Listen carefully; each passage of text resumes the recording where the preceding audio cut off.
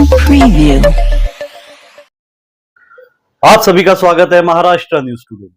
2 महीने से भी ज्यादा वक्त से फरार चल रहे आरोपी को जिंसी पुलिस स्टेशन की टीम ने अपने ताबे में लिया। ये पूरे जो घटना है, ये एक गैस एजेंसी पे झगड़ा हुआ था, जिसके बाद ये आरोपी वहां से फरार था तकरीबन 2 महीने।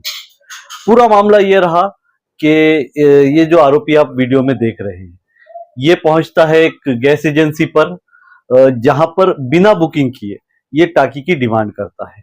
जब वहां के कर्मचारी ने उसे मना किया तो इनकी कुछ बहस हुई। उसके बाद वहां इस शख्स ने एक पत्थर उठाकर उसके सर पे दे मारा।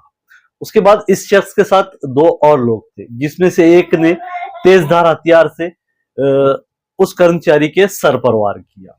ये दोनों जानलेवा हमले इनके द्वारा किए गए।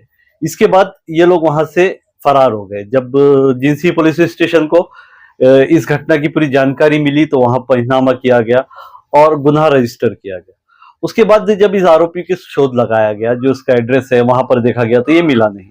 इसने 2 से 3 एड्रेस अपने चेंज किए। आखिर में कल तकरीबन 2 महीने से भी ज्यादा वक्त हो गया, उसके बाद सईदा कॉलोनी से इस आरोपी को अरेस्ट किया गया। इसके और 2 साथी हैं जिनकी तलाश अभी जारी है। इस घटना की पूरी जानकारी हमें दी जिंसी पुलिस स्टेशन के head constable Vitthal Rathod sir ने। देखिए उन्होंने हमें इस बारे में क्या कहा। राठौड़ सर, तुम्ही जो आरोपी अरेस्ट केले काय बॅकग्राऊंड आहे, काय केस होतं ते तुम्ही सांगतो? पहिलं, माझं नाव Vitthal Mandir Rathod, police head constable buckle number 921।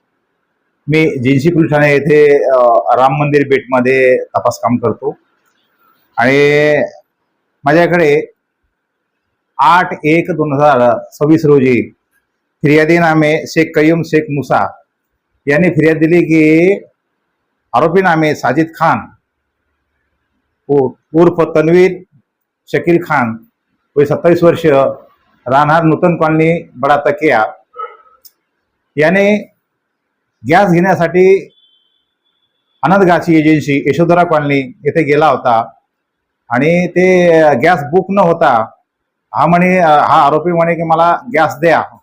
त्यावरून फिर्यादीने नकार दिला गॅस देण्यासाठी।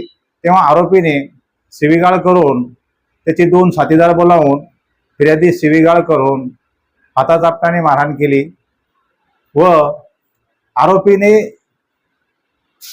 दगड पडलेला खाली दगड पडलेला तो घेऊन फिर्यादीच्या डोक्यावर मारून जखमी केले व त्यासोबतचे असलेला अनोळखी आरोपी याने फिर्यादीच्या डोक्यावर चाकू मारून जखमी केले व दुसरा जो आरोपीचा तिसरा साथीदार होता त्या साथीदारने त्याला हाताचापटाने बुक्याने मारहाण केली त्याने। अशा प्रकारे पोलीस स्टेशनला गुन्हा रजिस्टर नंबर 12/2026 कलम 118(2), 115(2), 352(3)(5) भारतीय न्याय संहिता प्रमाणे गुन्हा दाखल झालेला होता। सदर गुन्ह्यामध्ये आरोपीचं पूर्ण नाव पत्ता नमूद नसल्याने आरोपी हा बरेच दिवसापासून मिळत नव्हता। आरोपीचा मोबाईल नंबर नमूद होता। आम्ही आरोपीच्या वेळोवेळी ते मोबाईल नंबरवर संपर्क साधला, परंतु त्याने तो तपास कामात सहकार्य केलं नाही। आम्ही आरोपीचा बरेच ठिकाणी शोध घेतला। नूतन कॉलनीमध्ये गेलो, त्यानंतर संजयनगरमध्ये आरोपी होता। तर आरोपीला पोलिसाचं संशय आल्याने आरोपीने संजयनगर येथील रूम बदलून सईदा कॉलनी येथे राहण्यास गेला 1 महिन्यापूर्वी। त्यानंतर आम्ही सदर आरोपीचा मोबाईल नंबरवरून त्याचा शोध घेतला असता तो सईदा कॉलनी येथे राहत असल्याचे आम्हाला गुप्त बातमीदारामार्फत माहिती मिळाली।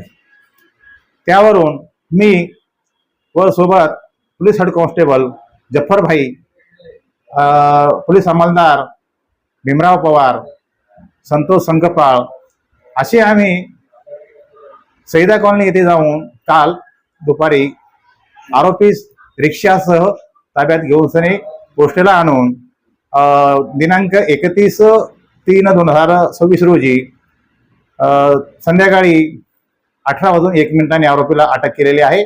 सध्या आरोपी आमच्या ताब्यात आहे आणि आरोपीला अटक करून मान्य न्यायालयात आज हजर करत आहोत।